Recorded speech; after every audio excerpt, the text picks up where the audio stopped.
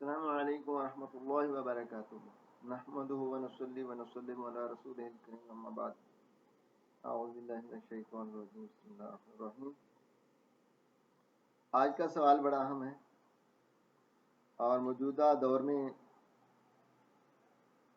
اس کی بہت ضرورت ہے جاننے کی سمجھنے کی۔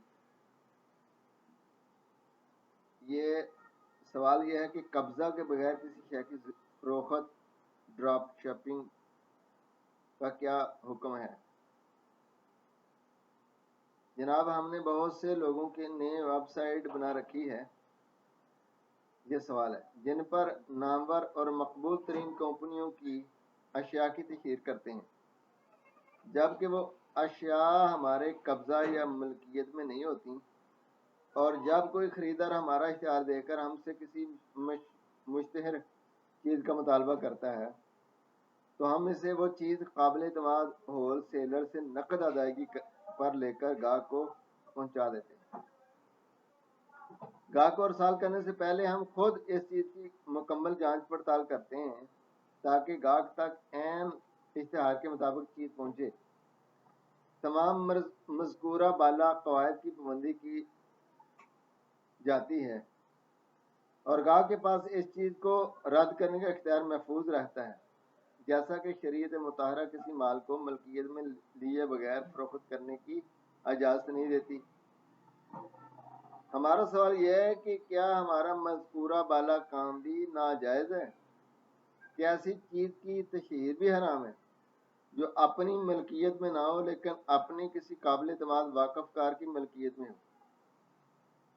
مختصر یہ کہ اگر ہم کسی چیز کا اشتہار چلاتے ہیں جو ہماری ملکیت میں نہیں، لیکن جب کسی خریدار نے ہم سے اس چیز کا مطالبہ کیا تو ہم نے اپنی جیب سے وہ چیز خرید کر اس کو پہنچا دی، گاہک سے کوئی پیشگی رقم بھی نہیں لی، بلکہ چیز وصول ہونے پر رقم کی ادائیگی کی شرط رکھی، کیا پھر بھی ہماری آمدنی حرام ہے؟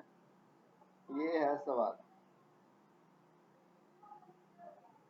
یہ آن لائن جو کاروبار کیا جاتا ہے، ای کامرس،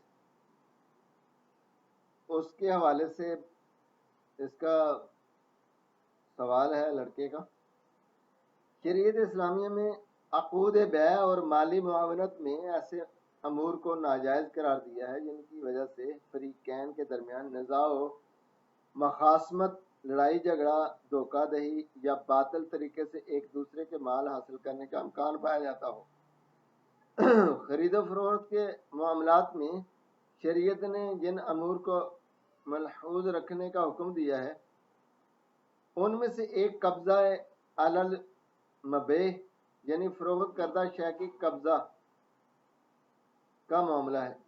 اس کا سادہ سا مفہوم یہ ہے کہ بیع فروخت کنندہ بیچنے والا جس سامان کو بیچ رہا ہے وہ بیع کے پاس اس سامان کو بیچنے کا اختیار ہوتا ہے۔ خرید و فروخت مکمل ہونے پر سامان مشتری خریدنے والے کے حوالے کر دیا جاتا ہے۔ اصولی طور پر تمام فقہاء کرام، ائمہ کرام، عامہ اربعہ نے اس امر پر متفق ہیں کہ بیع قبل القبض یعنی قبضہ سے پہلے یا قبضہ کے بغیر کسی شے کے خرید و فروخت کرنا جائز نہیں، مگر اس معاملہ کی تفصیلات اور جزئیات میں فقہاء کے درمیان بھی اختلاف پایا جاتا ہے۔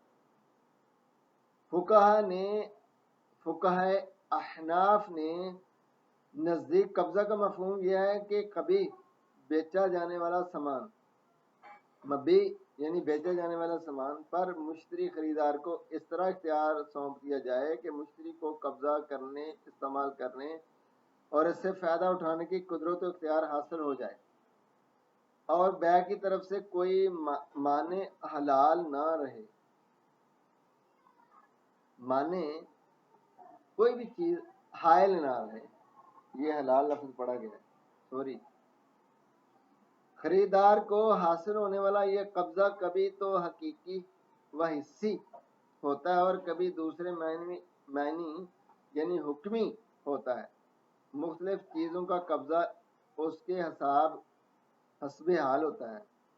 شریعت نے قبضہ کی کسی خاص صورت کو مخصوص نہیں کیا، بلکہ قبضہ کی ہر اس صورت کو جائز قرار دیا ہے عرف میں قبضہ سمجھا جاتا ہے اور دوسرے معاشرے کے لوگ اسے قبول کرتے ہیں۔ گویا مالی لین دین میں قدرت اختیار کی ہر وہ شکل جسے معاشرے میں قبولیت حاصل کر لی ہو، اس کو شرعاً قبضہ کا مصداق سمجھا جائے گا۔ اس طرح قبضہ کی قدرت اور موقع دے دینا بھی قبضہ کے قائم مقام اور اسی کی ہی ایک شکل ہے۔ احناف کے نزدیک شے کا حصی قبضہ ضروری نہیں ہے، بلکہ مبیع کا تخلیہ، تمام رکاوٹوں کو ہٹا کر دوسروں کو تصرف و استعمال کا حق دینا بھی کافی ہے۔ مروجہ تجارتی شکلوں میں تخلیہ کا معنی تو مصداق یہ ہوگا کہ خرید و فروخت کنندہ فروخت کردہ شے کا حکمی قبضہ ورچوئل پرسن ثابت ہو جائے۔ انٹرنیٹ اور ای کامرس کے ذریعے ہونے والی مروجہ تجارتی شکلوں میں قبضہ کا مطلب یہ ہے کہ ضروری کارروائی عمل میں لے آئی جائے، اس طور پر کہ فروخت کردہ شے کی ذمہ داری اور حق تصرف بیع سے مشتری کی طرف منتقل ہو جائے اور سامان کی ذمہ داری اور فوائد کا وہ حقدار بن جائے۔ اس سے واضح ہوا کہ ایسی شے کے بیع جائز نہیں جس پر بیچنے والے کو حصی یا حکمی طور پر قبضہ حاصل نہ ہو۔ ایسی شے کو نہ تو فروخت کرنا جائز ہے، نہ ہی اس کی قیمت وصول کرنا درست، چونکہ اس صورت میں خریدنے والے کو حق تصرف منتقل نہیں کیا جا سکتا۔ لیکن ڈراپ شپنگ کا معاملہ اس سے مختلف ہے۔ ڈراپ شپنگ تجارت کے ایک جدید شکل ہے تجارت کی، جس میں کوئی شخص کسی مینوفیکچرنگ کمپنی کی ویب سائٹ یا کسی بڑے ای اسٹور مثلا ایمیزون و امارٹ اور دراز علی بابا وغیرہ پر بکنے والی کسی پروڈکٹ کی تشہیر کرتا ہے اور کسٹمر کو خریداری کی آفر کرتا ہے، اور آرڈر ملنے پر مطلوبہ شے مینوفیکچرنگ کمپنی یا ای اسٹور سے خرید کر کسٹمر تک پہنچاتا ہے، اور کسٹمر شے کی وصولی پر قیمت ادا کرتا ہے۔ ڈراپ شپنگ جائز ہے، مگر اس صورت میں چند شرائط کو ملحوظ رکھنا ضروری ہے۔ پہلی شرط یہ ہے کہ شے کی جنس، نوع، صفت، مقدار، وصولی کی تاریخ، قیمت کی ادائیگی کا طریقہ کار، حمل و نقل کے مصارف کا واضح اور غیر مبہم تعین کیا جائے جس میں کوئی شک شبہ نہ ہو۔ دوسری شرط یہ ہے کہ ڈراپ شپنگ اپنی ویب سائٹ یا جس میسجنگ سروس کے ذریعے پروڈکٹس کی تشہیر کر رہا ہے وہاں کسٹمر سے خرید و فروخت کا معاملہ نہ کرے، بلکہ کسٹمر سے آرڈر وصول ہونے پر مطلوبہ شے کو بندوبست کر کے کسٹمر کو فراہم کرنے کا وعدہ کرے۔ اس وعدے کے عوض کا قیمت کا کچھ حصہ پیشگی طور پر وصول کیا جائے تو اس میں کچھ حرج نہیں۔ تیسری شرط یہ ہے کہ کسٹمر نے جس شے کا آرڈر دیا ہے ڈراپ شپنگ مینوفیکچرنگ کمپنی یا ای اسٹور سے اس شے کو خود خریدے یا خریداری کا معاملہ کر کے خود قیمت ادا کرے، اور اس سے ڈراپ شپنگ کا قبضہ حقیقی یا حکمی طور پر ثابت ہو جائے گا۔ اس کے بعد اس ای اسٹور یا کمپنی کو کہہ دے کہ مطلوبہ شے فلاں آدمی کو بھیج دیں۔ اس شرائط کے ساتھ ڈراپ شپنگ جائز ہے۔